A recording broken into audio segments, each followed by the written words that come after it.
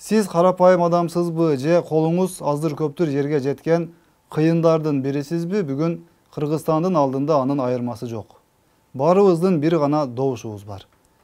Бир башка бир өмүр, бир башка бир өлүм дегендей эле добушубуз да бирөө гана. Көпчүлүк депутаттарды коррупционер, жемкор, арамтамак, чыккынчы деп жаман көрүп каргап жүрдүңүз. Анан бүгүн эми өзүңүз дагы ошолордун бирине айланып калбаңыз. Добушуңузду сатып, тууганчылык, жердешчилик кылып добуш берсеңиз, анда сиздин алардан айырмаңыз кандай болуп калат? Анда парламенттен кандай депутаттарды күтүүгө болот? Албетте, ошондой эле каргаган, бирок кайра эле өзү тандаган адамдар барат да. Жамандап, нааразы болуп алып, анан өзүбүз кайра 2000 сом үчүн шайлап берип койсок, анда жогорку кеңеш качан жаңыланат?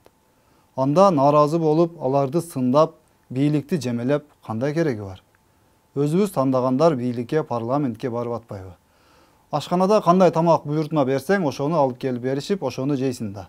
Демек, өзүбүз бүгүн кандай депутаттарды шайласак, эртең ошолор мандат алышат да. Баары өзүбүздө турат. Көзүбүздү ачып, добушубузду ак ниет менен, арам акчасы убактылуу бийлигине алданбастан татыктууларды тандап алалы. Анан эртең парламентке нааразы болбой турган болуп, өзүбүз тандаганбыз да деп сыймыктана турган бололу.